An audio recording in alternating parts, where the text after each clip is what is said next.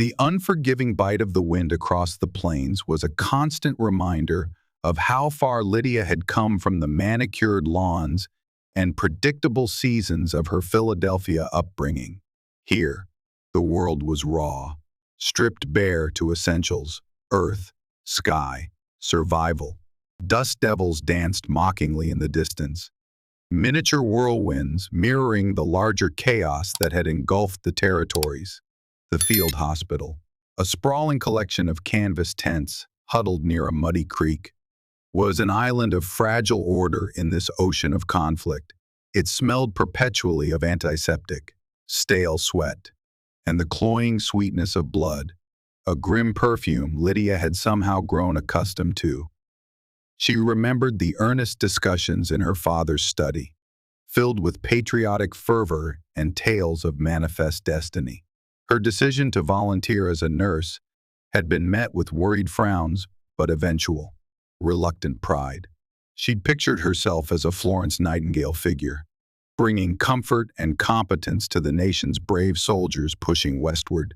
The reality was less heroic, more a relentless grind against infection, inadequate supplies, and the sheer, overwhelming tide of human suffering caused by skirmishes with native tribes resisting encroachment, accidents of frontier life, and the bitter infighting that sometimes erupted even within the army's ranks. Her hands, once adept at embroidery and pouring tea, were now stained, chapped, but remarkably steady as she moved from cot to cot. She knew many of the men by name, had listened to their rambling, fever-fueled stories of home, of sweethearts left behind, of dreams that seemed increasingly distant in this harsh land. There was young Private Miller, barely 18, who'd lost a leg but clung fiercely to a tattered photograph of his family farm. Corporal Davies, older, gruffer, who rarely spoke but whose eyes held a desperate gratitude whenever she changed the dressing on his mangled arm. Sergeant Flynn, always quick with a weak joke, even as gangrene crept insidiously up his limb. They were individuals, threads in the complex tapestry of the westward expansion, now fraying under the strain of injury and isolation. Lydia had learned to read the subtle hierarchy within the camp. The weary professionalism of the chief surgeon, Major Albright, constantly battling dwindling morphine supplies. The pragmatic competence of the orderlies. And then there was Captain Thorne. Initially, Lydia had admired his decisive air, the way he commanded respect with a clipped word or a sharp glance. He seemed the epitome of military efficiency, a necessary bulwark against the chaos. But sometimes, she caught a look in his eyes, a calculating coldness when assessing casualties, a dismissive wave when discussing the dwindling rations for the severely wounded, that troubled her. He spoke often of the logistics of warfare, a phrase that seemed to prioritize movement and objectives over the men caught in the gears. Stranger still was Thorne's particular interest in Sergeant Flynn's condition, exceeding the usual concern of an officer for a grievously wounded soldier. He inquired about Flynn more frequently than others, a focused attention that seemed incongruous with his usual detached pragmatism. The tension had been mounting for weeks. A planned push further west was imminent, but the number of wounded, unable to travel, presented a significant problem. Rations were low, transport limited. Whispers circulated among the able-bodied men, talk of being slowed down, of the burden the infirmary represented. Lydia overheard snippets of arguments between Thorne and Major Albright. Albright insisted on the duty to care for all casualties, his voice strained with ethical outrage. Thorne countered with cold pragmatism, speaking of acceptable losses, strategic necessity, the greater good of the campaign. We can't afford sentimentality. Major. Thorne had snapped one afternoon, his voice low but sharp enough for Lydia, refilling water pitchers nearby, to hear clearly. Dead weight will cripple this advance before it begins. The major had stormed away, his face pale with fury and helplessness. Shortly after that heated exchange, Lydia saw Albright return to his tent, his face set in grim determination, hastily penning a short, coded telegram which he sealed carefully and handed to a trusted courier with urgent instructions for Fort Grant. A vague sense of foreboding prickled at her. That evening, an unusual quiet fell over the camp. The usual camaraderie around the campfires seemed muted, replaced by a tense anticipation. Thorne had called a meeting with his most trusted sergeants and corporals, men known more for their unquestioning loyalty than their compassion. Lydia, finishing her late rounds in the dimly lit infirmary tent, felt a prickle of unease she couldn't explain. The air itself felt heavy, charged. She was in the small, partitioned area used for storing linens and dwindling medical supplies, carefully folding the last clean bandages, when the first sound came. It wasn't the sharp crack of a skirmish rifle from the perimeter. It was muffled, heavy, terrifyingly close. Thump, like a heavy sack falling, followed by a choked gasp, abruptly cut off. Lydia froze, her blood turning to ice water. Private Miller's cot was just beyond the canvas divider. Her heart hammered against her ribs, a frantic drumbeat against the sudden, dreadful silence. Then another thump, closer this time, a low groan, ending in a wet rattle. She could hear shuffling footsteps, low murmurs.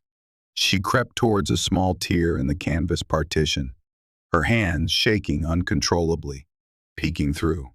The scene that unfolded burned itself into her retinas with the searing permanence of a branding iron. Captain Thorne stood near the center of the large tent, not far from Corporal Davies' cot.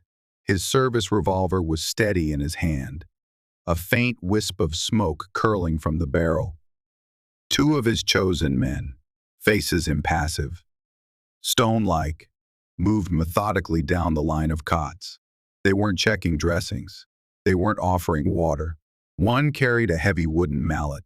The other held a length of thick canvas, presumably to muffle sound, though the sickening thuds were still audible. They stopped at Sergeant Flynn's cot.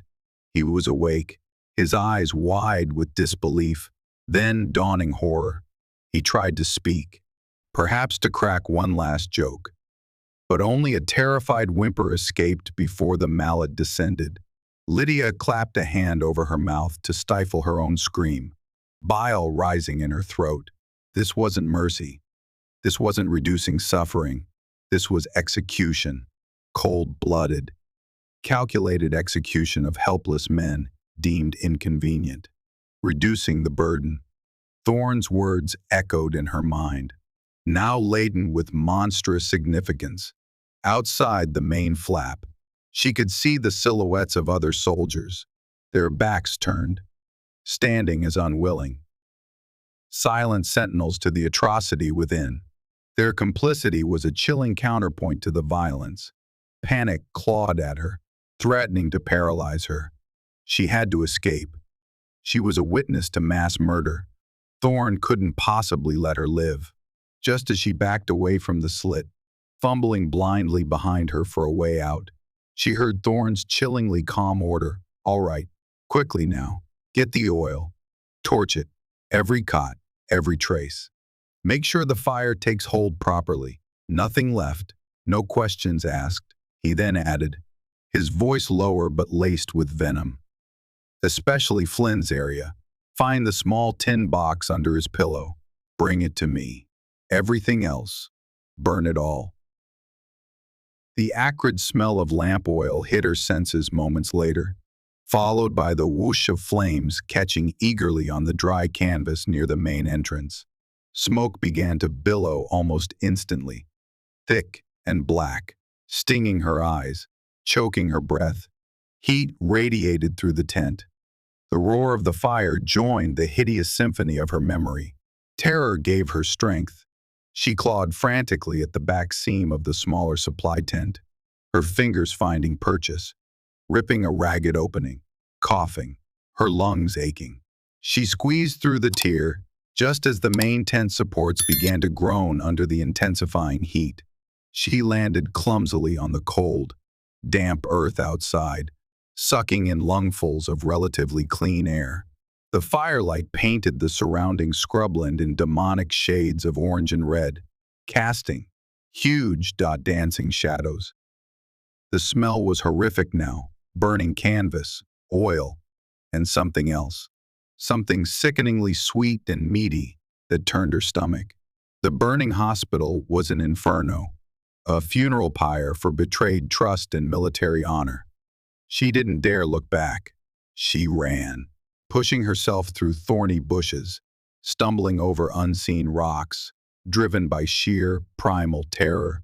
The shouts behind her, the roar of the fire, were soon swallowed by the vast, indifferent silence of the plains and the frantic pounding of her own blood in her ears. Captain Thorne's face, devoid of emotion, calculating, was burned into her mind's eye. He knew there was a nurse unaccounted for. He knew she might have seen. He would hunt her. He had to hunt her. Her knowledge was a death sentence. And clearly, there was something related to Flynn he desperately wanted concealed or retrieved. The days that followed blurred into a waking nightmare of flight and fear. Lydia pushed herself relentlessly, driven by the certainty that Thorne's men were somewhere behind her, methodical, implacable. The initial surge of adrenaline gave way to bone-deep exhaustion, gnawing hunger, and a thirst that felt like swallowing sand.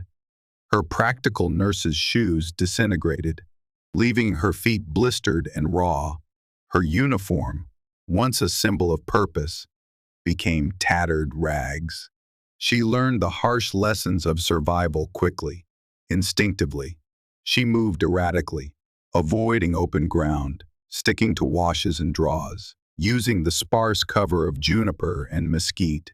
She learned to scan the horizon constantly, her eyes straining for the telltale glint of sunlight on metal or the distant plume of dust kicked up by horses. Several times, she saw them, small groups of riders, fanned out, systematically combing the terrain. Once, she flattened herself behind a cluster of prickly pear cactus, hardly daring to breathe.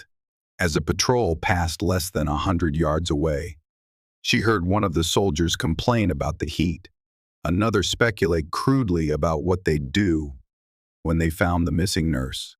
Their casual brutality sent a fresh wave of terror through her. Thorne hadn't just ordered murder, he commanded men capable of enjoying the hunt. Water was a constant, desperate search.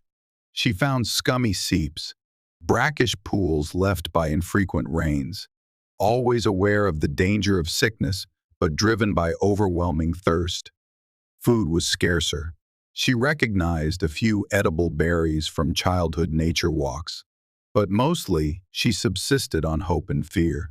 Sleep came in short, fitful bursts, hidden in shallow depressions or under rock overhangs, haunted by nightmares of fire and Thorne's cold eyes. Loneliness was a crushing weight. Back in Philadelphia, she'd been surrounded by family, friends, the bustling energy of the city. Out here, the silence was vast, oppressive, broken only by the wind's mournful sigh or the cry of a distant hawk. Sometimes, she talked to herself, just to hear a human voice, recounting the events, trying to make sense of the senseless horror, steeling her resolve to somehow survive, to somehow tell the world what Thorne had done. Her body weakened. Hunger pains became a constant ache. Dehydration left her dizzy, her thoughts growing fuzzy. One scorching afternoon, while trying to navigate a field of treacherous shale-strewn ground near the edge of a steep, rocky ravine, her concentration lapsed for just a moment. Her foot slipped on the loose rock. With a cry of pain and surprise, she tumbled downwards, bouncing off rocks, thorny bushes tearing at her clothes and skin. She landed in a heap at the bottom, pain exploding in her left ankle. She tried to move it, gasping as fresh agony shot up her leg. It was twisted at an unnatural angle, swelling rapidly. Tears of pain, frustration, and utter despair welled up. This was it. She couldn't walk, let alone run. They would find her here, helpless at the bottom of this ravine. The vultures circling lazily high above seemed like patient executioners. She closed her eyes, a single tear tracing a path through the grime on her cheek. She had failed. The men in the hospital would remain voiceless victims. Thorn would win. A small pebble skittered down the side of the ravine near her head. Lydia's eyes snapped open, heart leaping into her throat. A figure stood silhouetted against the harsh sunlight at the rim above. Not a soldier's uniform. The man was lean, whipcord strong, clad in buckskin leggings and a simple shirt. Long, dark hair, unbound, blew across a face that seemed carved from the landscape itself. High cheekbones, strong jaw, eyes narrowed against the sun. He carried a rifle, not menacingly, but with the casual familiarity of a limb, an Apache. A different kind of fear washed over Lydia, mingling with the dregs of despair. Everything she'd heard about the Apache painted them as fearsome, relentless warriors, enemies of the very soldiers she was fleeing. Yes, but dangerous in their own right. Was she trading one executioner for another? But Thorn's men were actively hunting her. This man, he was just there, watching. He didn't move, didn't speak. His dark eyes swept over her, taking in her torn state, her obvious injury. The raw terror she knew must be plain on her face. He seemed to absorb the entire situation in that single, assessing glance. Then, his gaze shifted, scanning the terrain behind her, the direction from which she'd fallen, as if reading the invisible story of her desperate flight etched onto the land itself. He looked back at her, his expression unreadable.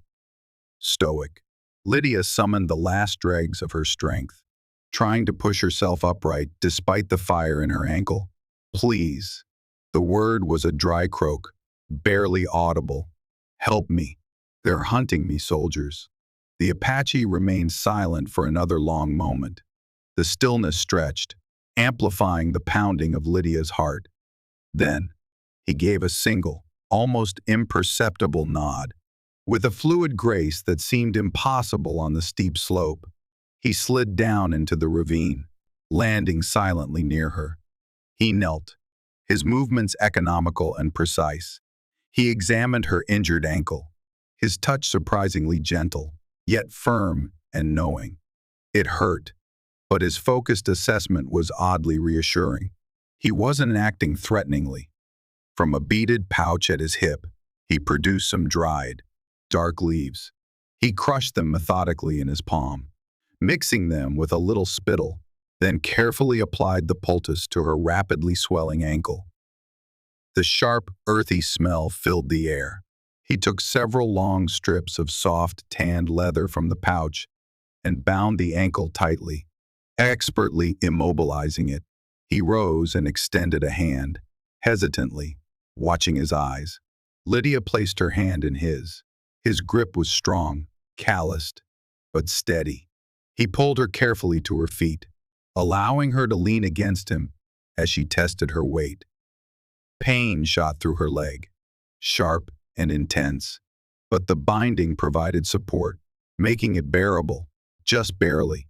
Without a word, he turned and began to move, leading her not back the way she had come, but further into the ravine, finding a narrow, winding path that led upwards on the opposite side. Lydia limped heavily, relying on his support frequently. He adjusted his pace without comment, his eyes constantly scanning the rocks above, the trail ahead, the sky. Who was he? Why risk helping a white woman, clearly fleeing soldiers? What trouble might she bring him? The questions crowded her exhausted mind, but fear and the sheer effort of putting one foot in front of the other kept her silent. For now, against all odds, she was alive, moving, and not entirely alone. That shred of hope was all she had. They traveled in silence for what felt like hours, the Apache warrior guiding her through a labyrinth of rock and scrub. His name, she would learn much later, was Chayton. He moved through the wilderness with an innate understanding that left Lydia humbled. He seemed to blend into the landscape, his moccasined feet making almost no sound. He pointed occasionally, a bent twig indicating recent passage, a specific bird call that meant safety, another that signaled potential danger, the subtle signs of water nearby. Lydia, despite her pain and fatigue, tried desperately to absorb these lessons, realizing her life depended on this new, brutal form of education. When they paused to rest in the shade of an ancient, twisted juniper tree, Chayton produced a water skin and a strip of dried meat, jerky, tougher than anything Lydia had ever eaten, but savory and life-sustaining. He offered them to her wordlessly. She drank gratefully, the cool water soothing her parched throat, and chewed slowly on the jerky, marshaling her strength.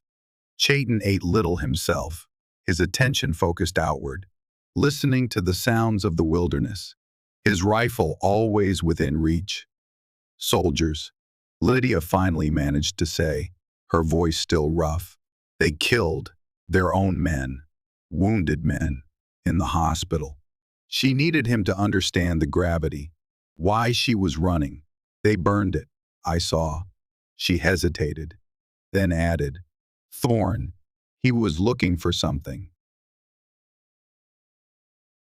Sergeant Flynn's small tin box. Chayton looked at her, his dark eyes unreadable for a moment.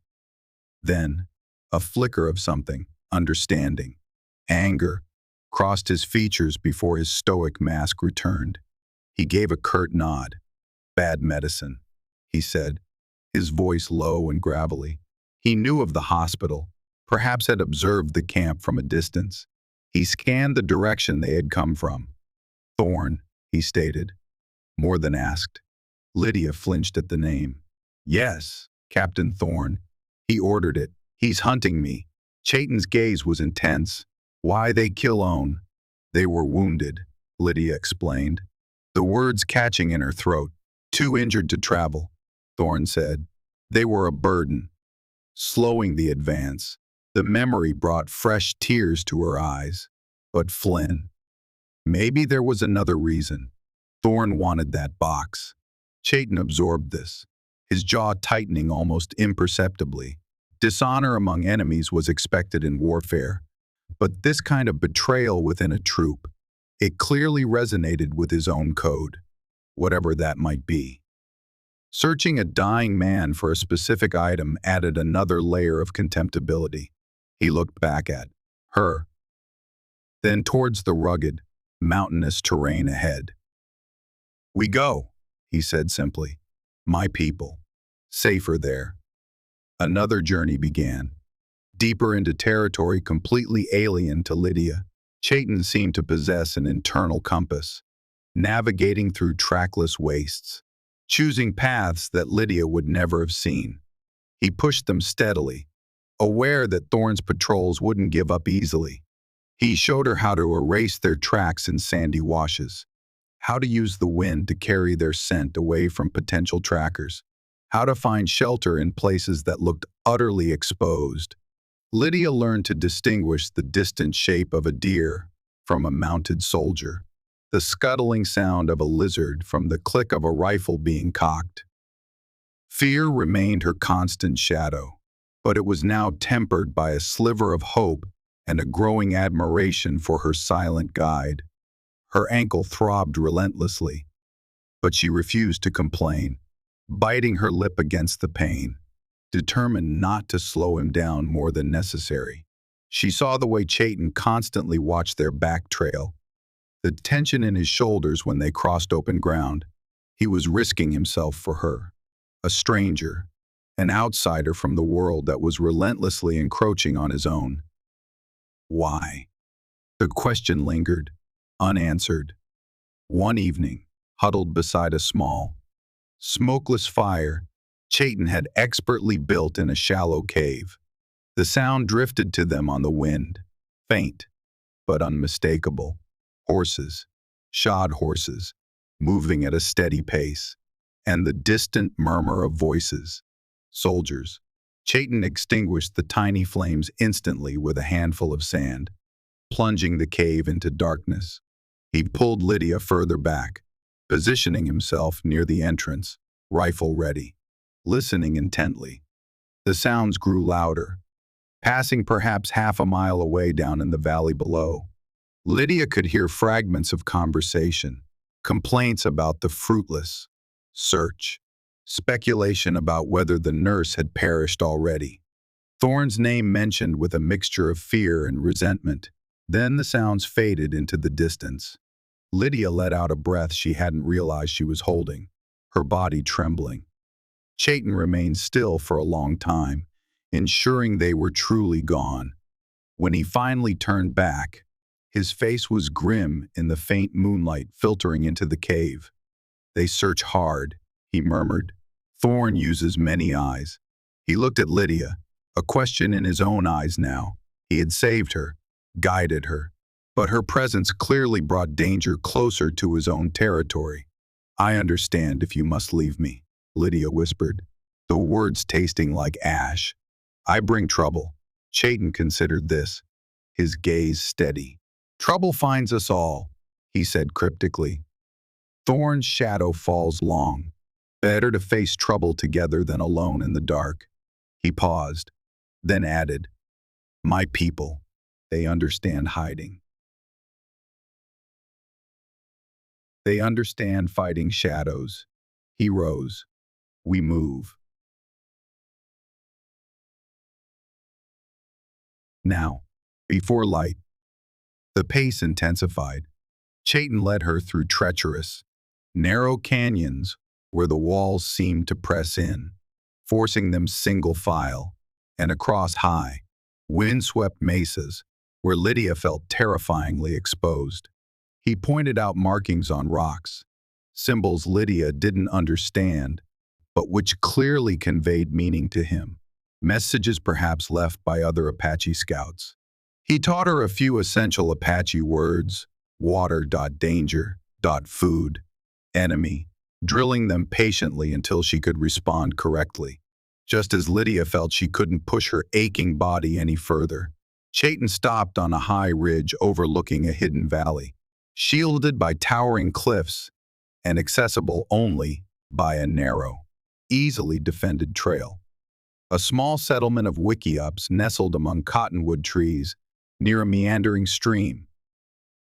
Smoke rose from several cooking fires, the smell of wood smoke and roasting meat drifting up to them. Figures moved purposefully among the dwellings, women tending children or scraping hides, men working with horses, older children playing a boisterous game. It felt like stepping into another world, ancient and self-contained. "Chiricahua," Chayton said, naming his band, his voice holding a quiet note of belonging. "My home." Descending the steep trail, Lydia felt 100 pairs of eyes turned towards them. The bustling activity slowed, then stopped. Faces, initially curious, hardened into wary scrutiny as they took in her appearance, the torn remnants of her white woman's clothes, her exhaustion, her obvious injury, her alienness. Whispers followed them like rustling leaves. Children stopped their games, peering from behind their mother's legs with large, dark, solemn eyes. Lydia felt intensely vulnerable, an unwelcome intrusion into this tightly knit community. Chayton ignored the stares, leading her directly towards the largest wickiup near the center of the small encampment. An elderly man emerged, his bearing conveying authority despite his age. His face was a map of wrinkles, framed by long gray hair braided with otter fur. His eyes, though clouded slightly by cataracts, were sharp and piercing. He wore a simple buckskin tunic adorned with intricate beadwork. He looked Lydia up and down, his gaze missing nothing. then turned expectantly to Chayton. Chayton spoke rapidly in the Apache tongue, his voice low but carrying. Lydia watched the elder's face, trying to decipher his reaction. Chayton gestured back the way they had come, then mimed shooting, fire, running. He used the name Thorn several times, and added words Lydia guessed meant tin box or small object. Other warriors began to gather around, their expressions ranging from neutral to openly hostile. They listened intently as Chayton explained, presumably, who Lydia was and why he had brought her here. The tension was palpable. Lydia held her breath, keenly aware that her fate rested on the elder's judgment. When Chayton finished, a heavy silence fell. The elder contemplated, his gaze distant for a moment, as if weighing complex factors. Finally, he spoke, his voice raspy with age but firm. Chayton translated the crucial parts for Lydia. He asks why white soldiers hunt one woman so fiercely. Taking a shaky breath, meeting the elder's direct gaze, Lydia told her story again, haltingly at first, then with growing conviction as the horrific images flooded back. Chayton translated faithfully, phrase by phrase. She spoke of the betrayal, the murder of helpless men, the fire to conceal the crime, her flight, Chayton's rescue, and Thorne's specific command to retrieve Flynn's tin box. As her story unfolded in their own language, she saw flickers of reaction ripple through the listeners, grim nods, narrowed eyes, a tightening of jaws. They understood brutality, betrayal, the high-handed cruelty of the soldiers. They knew what it meant to be hunted. They also clearly understood the dishonor of searching a dying man for possessions. The elder listened without interruption until she finished, her voice trembling with exhaustion and remembered terror. He remained silent again for a long time, his gaze seeming to look right through her, weighing her spirit. Then he spoke at length to his people, his tone one of careful deliberation. He acknowledged the risk Lydia's presence brought, the danger of attracting Thorne's attention to their hidden refuge. But he also spoke of honor, of the duty to offer sanctuary to one who has witnessed a great wrong and is unjustly pursued, especially when the pursuer is a man known for bringing shadow and suffering. He invoked Chayton's judgment in bringing her, trusting his warrior's assessment. He emphasized that Thorne's act of seeking an object from a dying man was a despicable act, polluting the very ground it happened on. Finally, he addressed Lydia directly, Chayton translating. The path you walk is heavy with shadows. White nurse, the man Thorne casts a long one. Bringing you here brings danger to my people.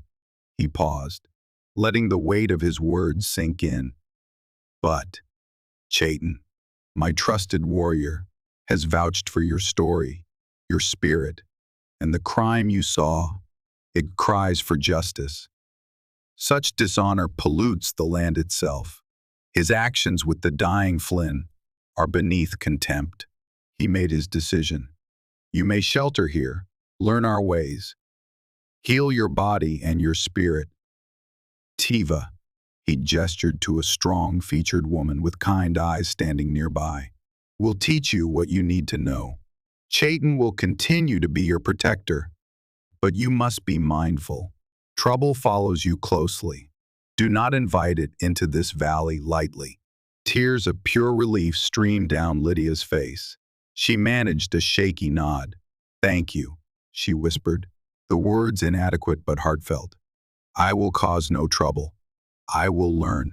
I will respect your ways. She bowed her head, humbled by their cautious, conditional acceptance. She had found refuge.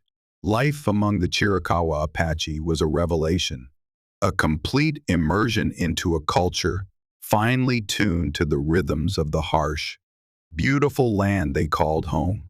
Lydia was given a small, empty wickiup, a simple shelter of woven brush and branches over a bent sapling frame.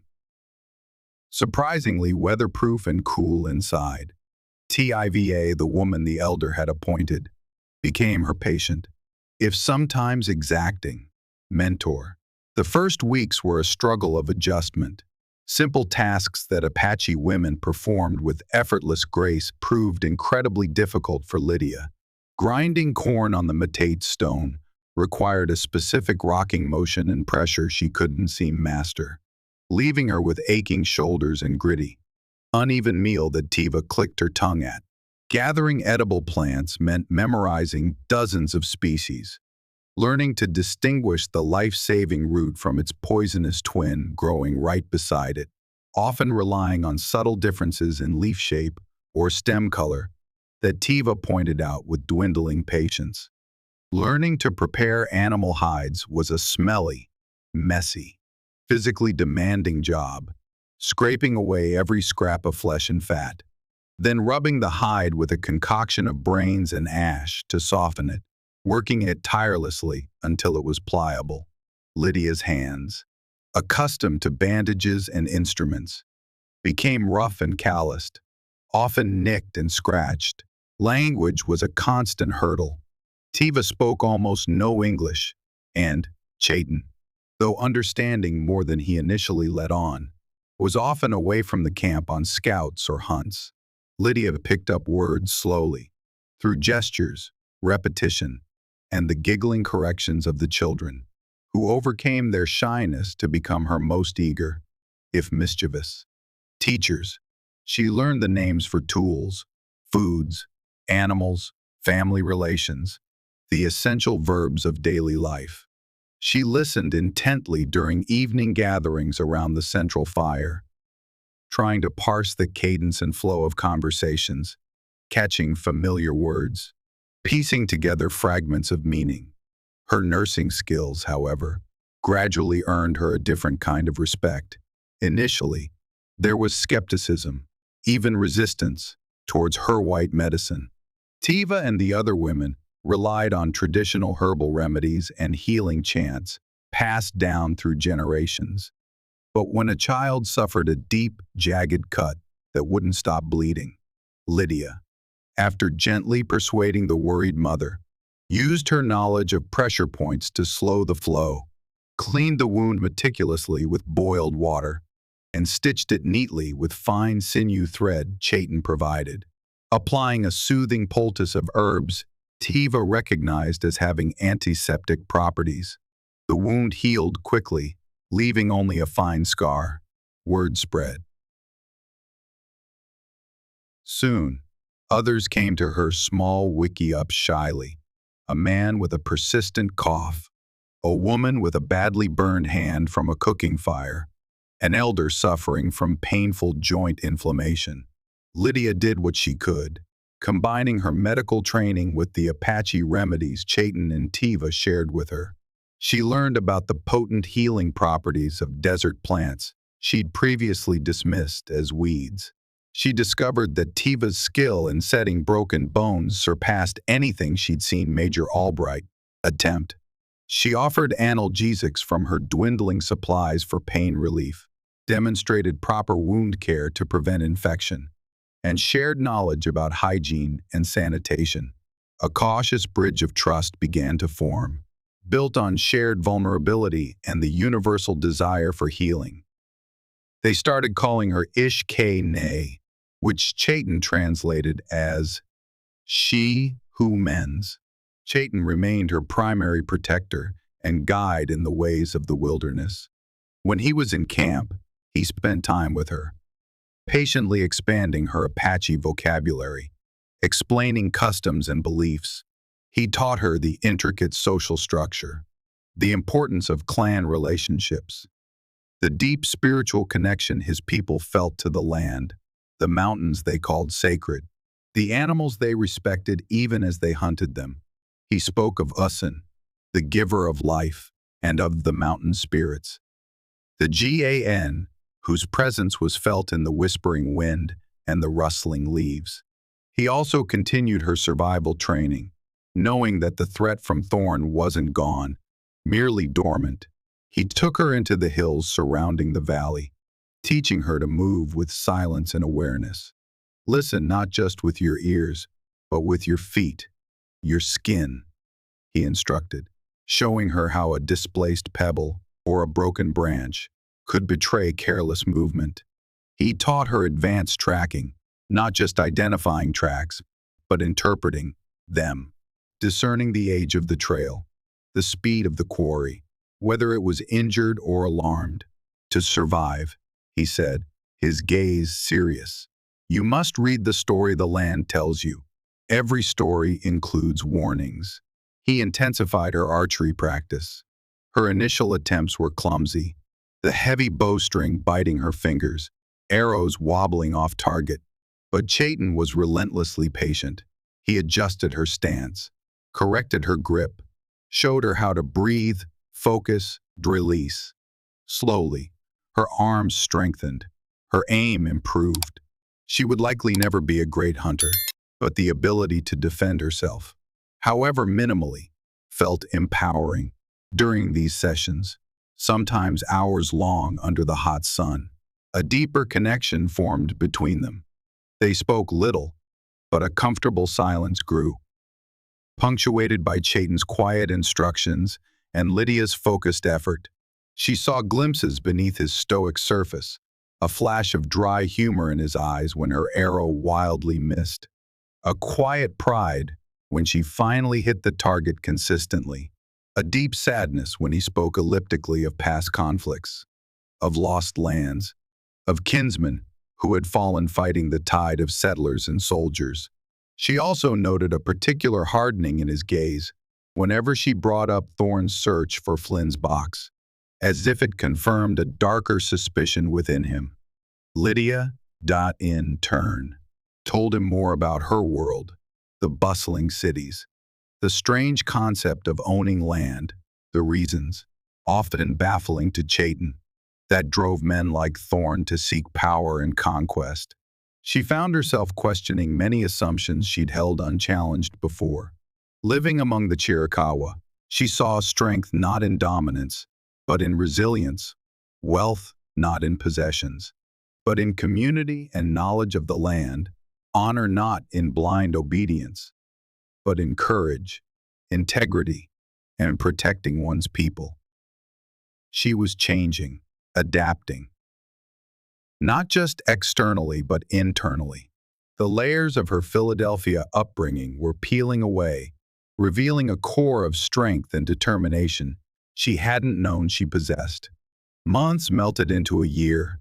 Lydia became a familiar presence in the valley. She moved with more confidence, her Apache vocabulary growing, her hands skilled in the tasks Tiva assigned.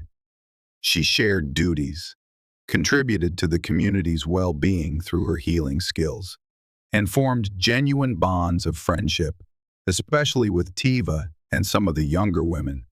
She laughed with the children, listened respectfully to the elders' stories, and felt a sense of belonging she hadn't expected. The nightmares of the hospital fire still came, but less frequently, often followed now by dreams of the vast, open sky and the sheltering cliffs of the valley. Yet, the outside world and Captain Thorne refused to be forgotten entirely. Apache scouts, constantly monitoring the surrounding territories, brought troubling news. Increased soldier patrols near the mountain passes leading to their valley, questions being asked in the nearest white settlements, traders, buffalo hunters, even friendly ranchers, about a missing nurse, descriptions matching Lydia, sometimes accompanied by vague mentions of a reward. Thorne, it seemed, was patient, methodical, using his network, slowly tightening the net. Furthermore, there were persistent whispers of Thorne inquiring about illicit trade routes, particularly arms or gold smuggling near the border regions. An odd preoccupation for a field officer supposedly focused on a campaign. The elder summoned Lydia and Chayton to his wickiup. The atmosphere was somber, the snake circles closer, the elder said, his voice grave. After hearing the latest scout reports, Chayton translated, his own face tight with concern. Thorne uses whispers and gold now, not just rifles. He seeks to turn others into his eyes and ears. Is it because of me? Lydia asked, guilt washing over her. Should I leave? Perhaps draw them away. Leave. Tiva, who had entered quietly, spoke sharply in Apache, then switched to the halting English Lydia had taught her. Go where? Back to Hunter. No. Nay belongs here now. Chayton placed a calming hand on Tiva's arm before speaking. Leaving alone now would be death, Lydia, and it would not stop Thorn. He seeks you, yes. But his presence, his patrols, they threaten us all regardless. His disrespect spreads like poison. And, Chayton added thoughtfully, he seems to be searching for more than just you now. The elder nodded agreement. The problem is not you. Nay. The problem is the man, Thorn, and the shadow he casts. Hiding forever is not the Apache way. A snake in the path must eventually be faced, or it will strike when least expected. But how? Lydia asked desperately. He has soldiers, authority. His authority is built on lies, Chayton stated firmly. Truth is the weapon that can undo him. Your truth, Lydia. He looked from her to the elder. We have protected the witness. Now, perhaps, we must help the witness speak. Speak to whom? Lydia countered. Who would believe me? An army nurse hiding with the Apache against a decorated captain. A new strategy began to form in the elder's wise eyes. Perhaps, he mused, the truth needs more than just a voice. It needs proof. Something Thorn cannot deny or twist. Lydia's mind flashed back to the chaotic moments of her escape from the burning hospital. The intense heat, the choking smoke, the sight of Thorn near the entrance directing the arson, and something else. A detail snagged at the edge of her memory. One of Thorn's men, clumsy in his haste, had dropped something near the main flap as the fire raged. A dark, leather-bound book. Thorn had cursed at him, yelling, "Leave it! Fire will take care of it! Move!" The ledger, Lydia breathed, her eyes wide with sudden, desperate hope. Thorn kept a ledger. Notes. Supplies. Maybe. Names. I saw one of his men drop it just outside the tent as they set the fire. Near an overturned water barrel, she recalled again. And Flynn, before they killed him. Thorn ordered his men to find that tin box under his pillow. Maybe the ledger can explain why. Chayton and the elder exchanged glances. A tangible object, physical proof. It was incredibly risky. Returning to the site of the massacre, a place Thorn might well have watched, or even booby-trapped, was perilous. The ledger itself might have been completely destroyed by the fire, rain, and time. But it was the first real chance they had. The place is cursed ground, the elder murmured. But perhaps it holds the key. It is many days' ride, Chayton said, considering the logistics, the dangers. Through lands his patrols may watch. I have to go, Lydia insisted, her voice ringing with newfound resolve. Chayton, you taught me how to track, how to move unseen. We can do this. It's the only way to stop him, to honor the men he murdered, and to find out what Flynn knew that made Thorn kill him and want that box. After intense discussion, weighing the risks against the potential reward, a plan was carefully formulated. Chayton would lead the expedition. Lydia, whose memory of the ledger's location was crucial, would accompany him. Two of the most skilled and trusted warriors, the quiet, observant Nakai and the younger, swift Elon, would join them, providing scouting and support. They would travel light and fast, moving mostly under cover of darkness, relying on their intimate knowledge of the terrain to avoid patrols. It was a long shot, fraught with peril, but inaction was no longer an option. The circling snake had to be confronted. Preparations were made quickly and discreetly. Horses were chosen for speed and endurance, Rations of jerky, dried berries, and parched corn were packed. Water skins were filled. Weapons were checked, rifles, bows, knives. Lydia dressed in durable buckskin clothing Tiva had helped her make, boots reinforced with tough rawhide. She braided her blonde hair tightly, trying to make herself less conspicuous. Saying farewell to the elder and Tiva felt like leaving family, their worried eyes following her as she mounted her horse alongside Chayton, Nakai, and Elin. Walk in beauty. Ishkane. The elder blessed her softly. May wisdom guide your path. The journey back towards the haunted ground of the field hospital was nerve-wracking. Every shadow seemed to hold a lurking soldier. Every snapping twig sounded like a rifle shot. Chayton set a demanding pace, pushing them through the nights, resting during the hottest parts of the days in carefully concealed locations. Nakai and Elon moved like ghosts, scouting far ahead and covering their back trail, communicating with Chayton through subtle hand signals or incredibly realistic bird calls that Lydia was only slowly learning to decipher. Lydia focused on applying everything Chayton had taught her, riding low, keeping silent, conserving energy, constantly scanning her surroundings, pushing down the rising tide of fear with sheer force of will. The closer they got, the stronger the stench of memory became, threatening to overwhelm her. They reached the hills overlooking the site just before dawn on the fourth day. The landscape was grimly familiar, etched forever in Lydia's nightmares. Chayton dismounted, creeping forward to the crest, motioning the others to stay low. He spent long minutes surveying the area below through narrowed eyes. The site was a blackened scar on the land, strewn with charred debris, skeletal remains of wagon wheels, and rusting metal scraps. A profound silence hung over it, the silence of desecration. No fresh sign of soldiers, Chayton reported quietly, rejoining them. But Thorne is clever. He might have left watchers. Far back, he scanned the surrounding ridges. Nakai, Ellen, you stay here. Watch ridges. Watch our backs. Signal at any danger.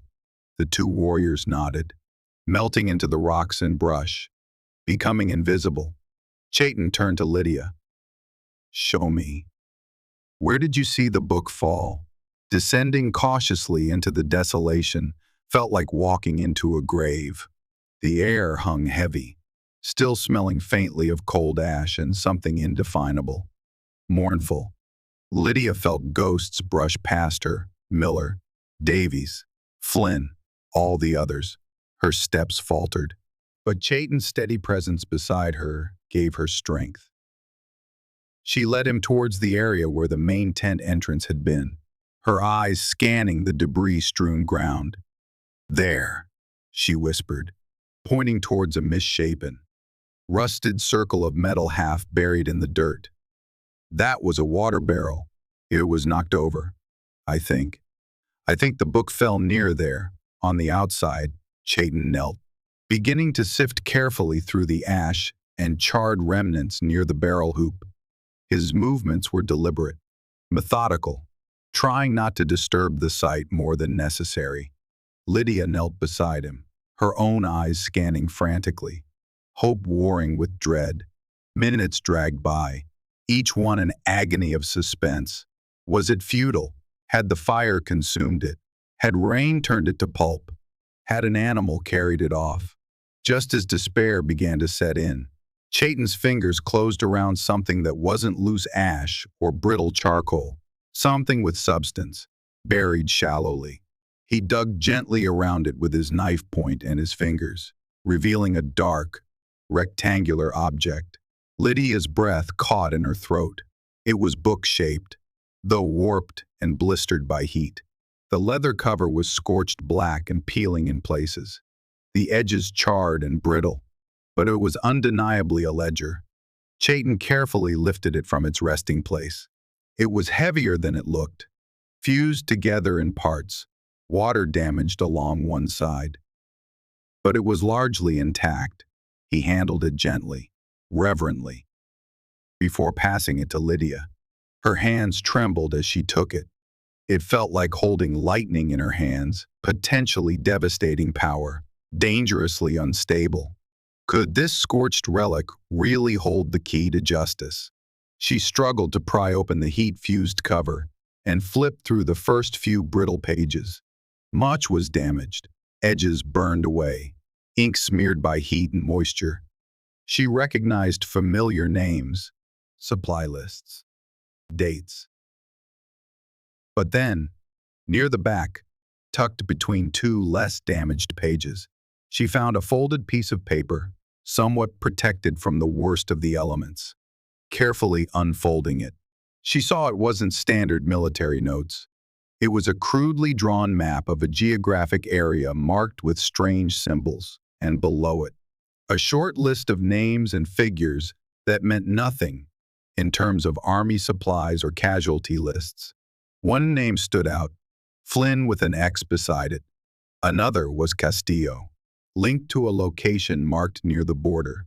Chayton looked over her shoulder, his eyes narrowing as he recognized the symbols.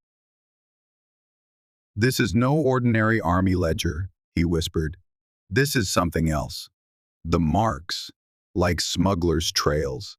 Suddenly, sharp and piercing. A specific whistle cut through the morning stillness from the ridge above. Nakai's warning signal. Danger approaching. "Soldiers," Chayton hissed, grabbing Lydia's arm. "Quickly, back up!" Clutching the ledger to her chest as if it were a shield, Lydia scrambled back up the slope after Chayton, her lungs burning, adrenaline surging. They reached the ridge just as Nakai and Ilan pointed towards the east. A patrol of 5 soldiers on horseback had emerged from a fold in the hills, riding directly towards the burned hospital site. They hadn't seen them yet, but they would shortly. "Go! West!" Chayton commanded Nakai and Ilan. "Draw them off if you must, but do not engage directly. Meet us at the broken cliffs if you can shake them." The 2 warriors nodded sharply, vaulted onto their horses, and rode off diagonally, angling to cut across the soldiers' path at a distance, hoping to be seen and draw pursuit away from Lydia and Chayton. Chayton pulled Lydia onto his own horse, swinging up behind her. "Hold tight," he yelled, kicking the horse into a gallop, heading southwest, away from the approaching patrol and the direction his comrades had taken, plunging into a maze of ravines and washes that offered better immediate cover. The fate of Nakai and Ilan weighed heavily on him, but protecting Lydia and the ledger was now the primary mission. The soldiers below spotted Nakai and Ilan's dust trail and veered towards it, shouting, exactly as Chayton had hoped. For now, they had a head start. But Thorne's men knew this territory too. The race was far from over. They rode hard for hours, Chayton pushing the horse relentlessly, using every trick of terrain and evasion he knew. They swapped Chayton's horse for Lydia's when it tired, keeping up the breakneck pace. The landscape became wilder, more broken, badlands, scored by deep arroyos and studded with treacherous hoodoos. It was difficult terrain, slowing their pursuers but also increasing the risk of ambush or a dead end. Lydia clung on, the scorched ledger tucked securely inside her tunic, bouncing painfully against her ribs with every stride. The folded paper within, with its cryptic map and names, felt like it was burning against her skin. Late in the afternoon, while navigating a particularly narrow, winding canyon, they heard it.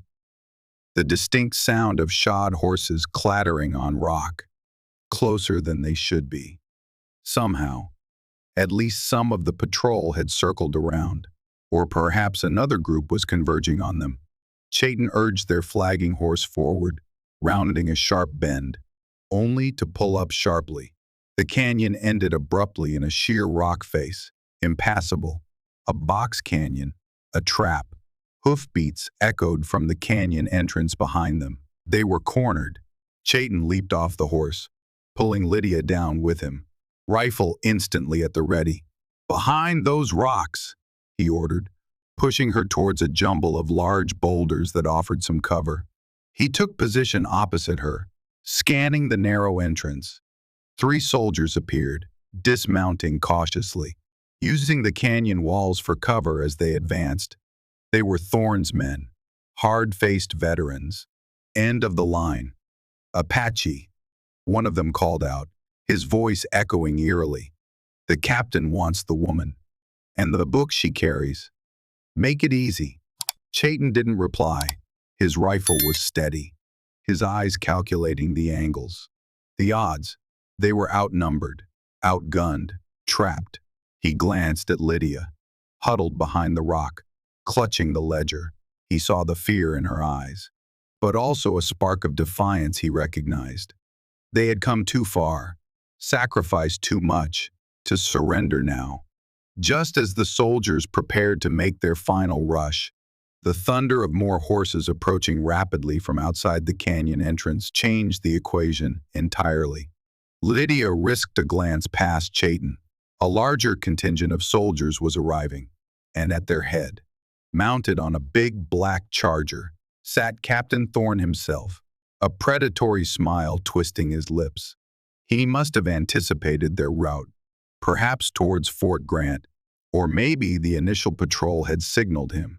Beside him, looking grim and reluctant, was Colonel Davies' second-in-command from Fort Grant, Major Harris, along with a squad bearing the fort's insignia.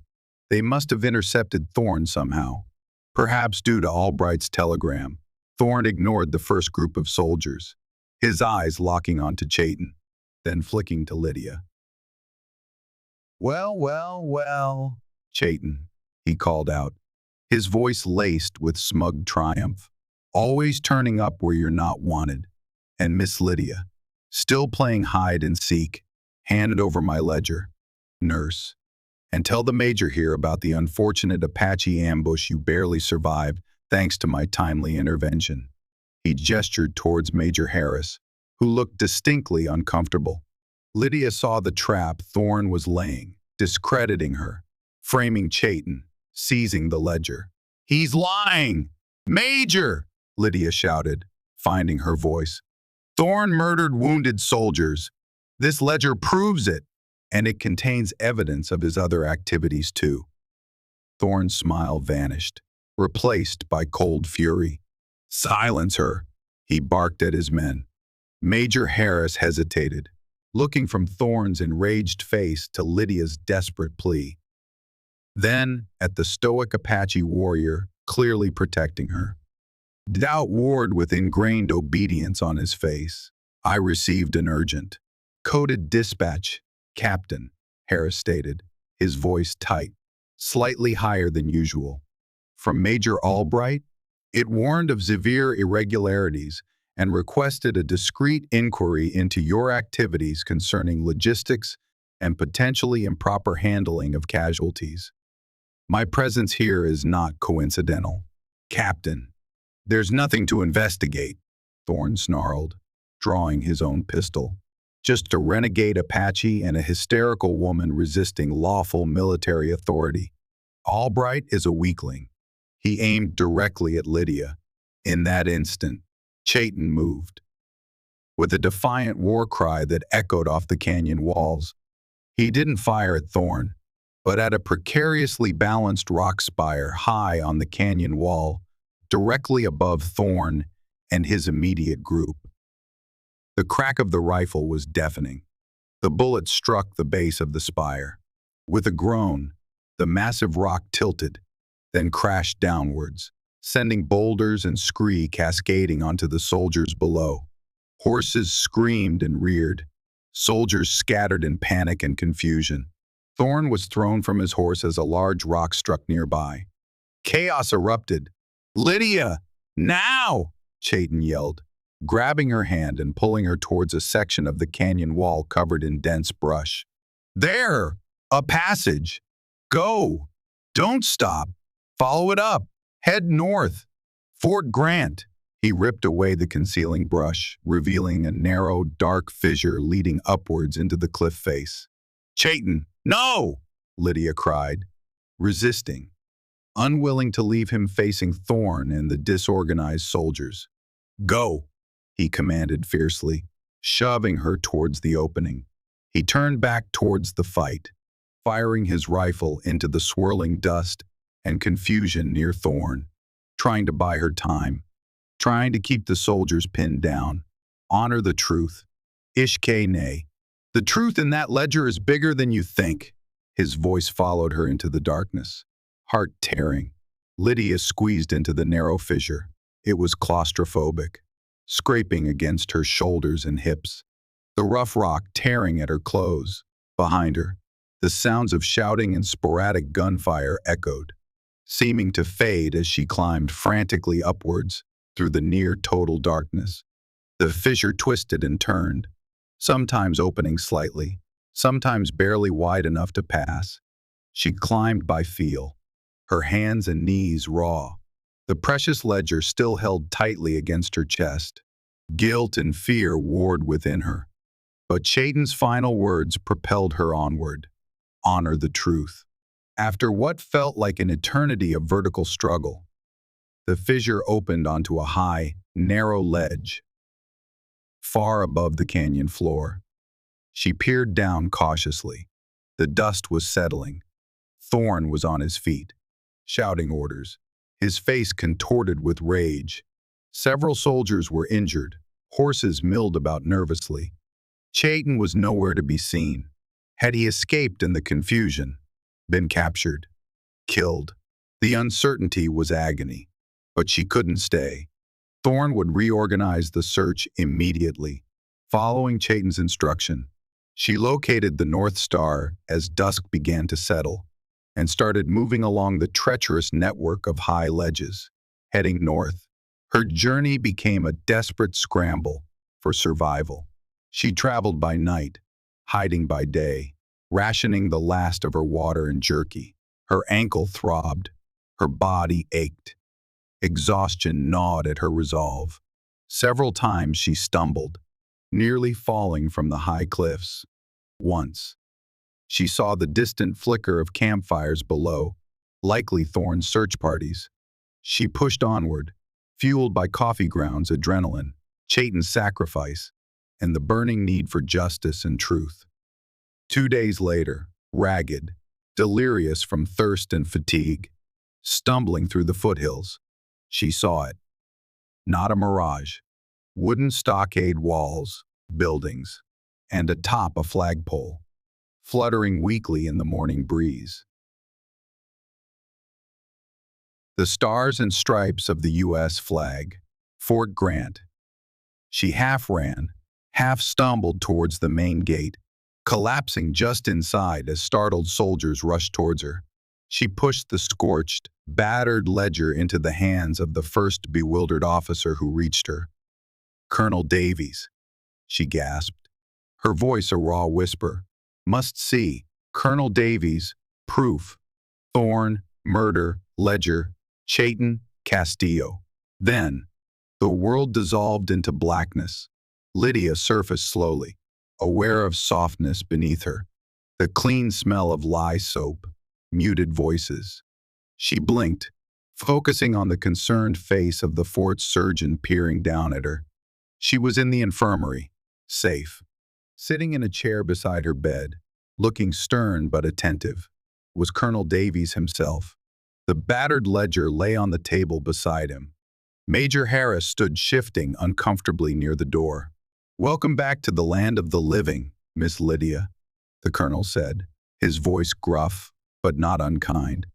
"You've given us quite a shock, and," he gestured towards the ledger, "quite a puzzle to unravel." Lydia struggled to sit up, wincing. "Colonel, Captain Thorn, is confined to his quarters, Miss Lydia." Davies interrupted calmly but firmly, "as is Major Harris, pending a full inquiry. Thorn arrived shortly after you were brought in, spinning a wild tale of heroism, Apache attacks, and your unfortunate hysteria." Davies picked up the ledger, handling it carefully. His story had discrepancies, especially when compared to the state you were in. Albright's warning telegram, and this remarkable document. He looked at her intently. Now, nurse, when you feel able, I need you to tell me everything. Start from the beginning. Leave nothing out. Gathering her strength, Lydia recounted the entire story, from the moments before the massacre in the field hospital, the horrific events themselves, including Thorne's search for Flynn's box, her desperate flight, Chayton's intervention, her time with the Apache, the decision to retrieve the ledger, the ambush in the box canyon, Chayton's sacrifice, and her harrowing solo journey to the fort. Her voice shook at times. Tears flowed freely when speaking of Chayton and Nakai, whose fate remained unknown. But her account was clear, detailed, unwavering. Colonel Davies and Major Harris listened in stony silence, the Major growing visibly pale as the extent of Thorne's depravity unfolded. The surgeon occasionally patted Lydia's hand comfortingly when she finished. The infirmary was silent for a long moment. Colonel Davies stared at the ledger, then at Lydia, his expression grim. Your story corroborates evidence found by Major Harris's patrol near the canyon, injured soldiers who, under pressure, admitted Thorne ordered them to fire on you and the Apache after the rock slide he narrowly survived, contradicting his Erskine claim. Albright's coded telegram was a critical warning, and this ledger, he carefully opened it, turning to the folded paper Lydia described. He and Harris examined the crude map and list of names. Castillo. That's the name of a notorious arms smuggler we've been tracking near the border, Davies muttered, his eyes narrowing. And these symbols.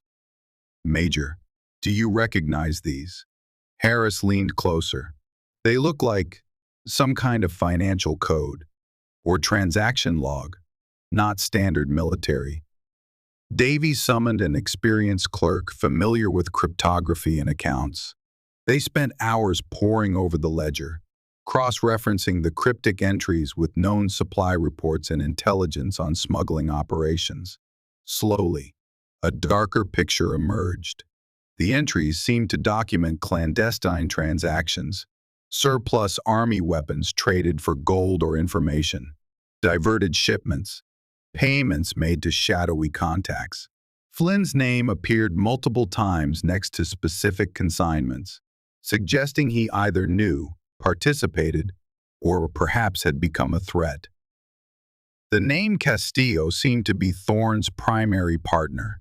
The massacre wasn't just about eliminating dead weight, it was a desperate act to silence Flynn, who likely knew too much, and possibly to recover evidence or payment Thorne believed Flynn held in the tin box, all masked under the ruthless guise of logistics of warfare.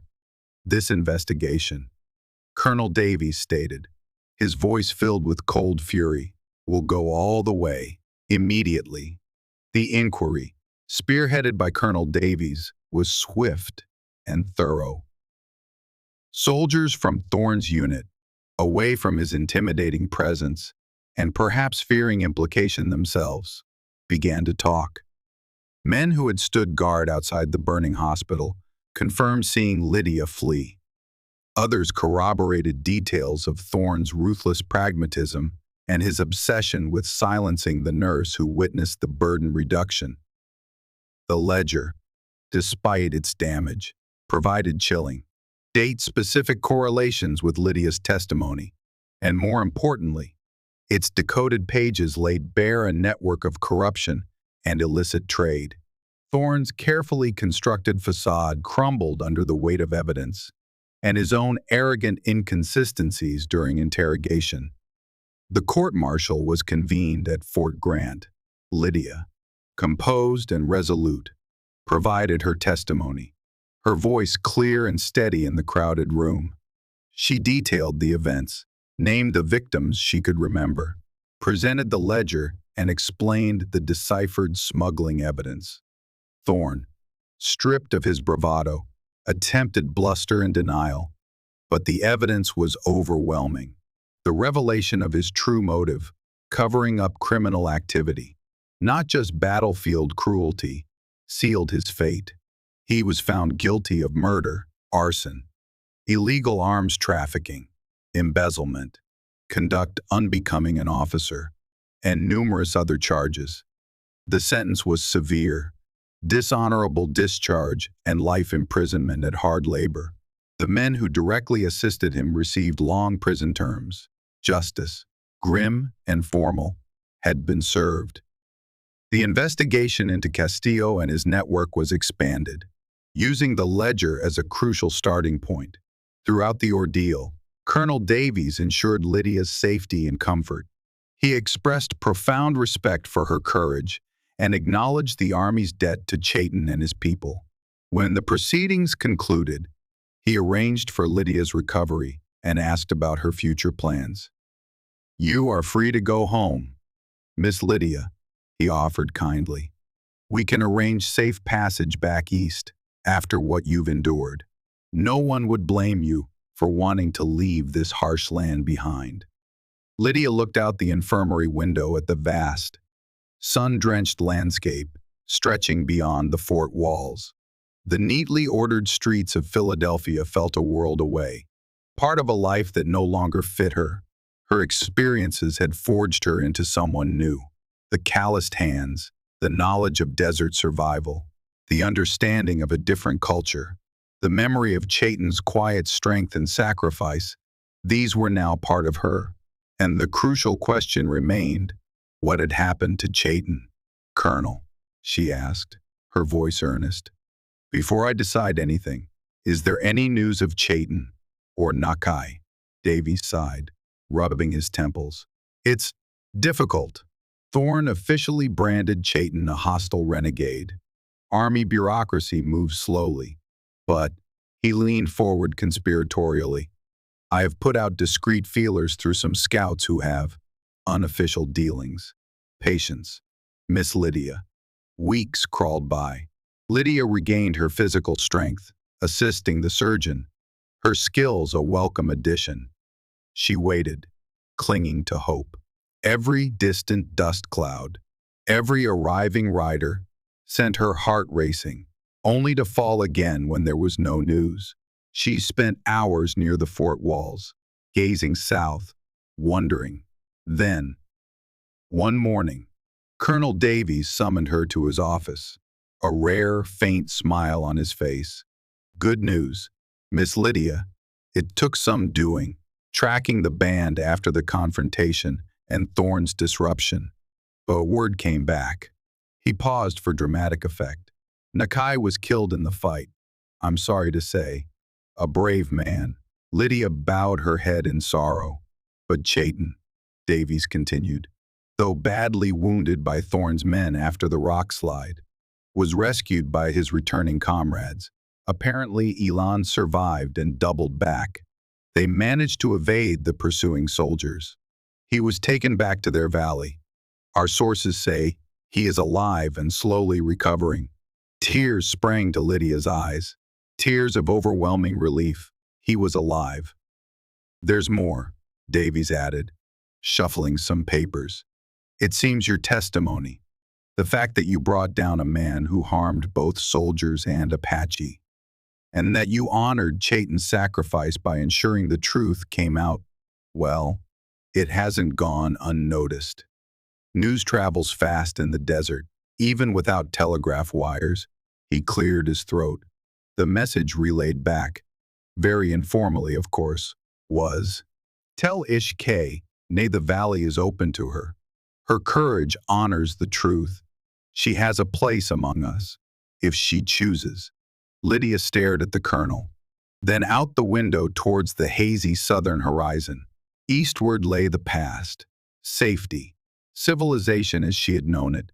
Southward lay uncertainty, hardship, a different way of life, but also community, purpose, and the man who had saved her in more ways than one. Her choice was clear, made not in that moment, but forged over months of survival, learning, and transformation. Discovering the depth of Thorne's corruption only solidified her sense that the civilized world wasn't always superior.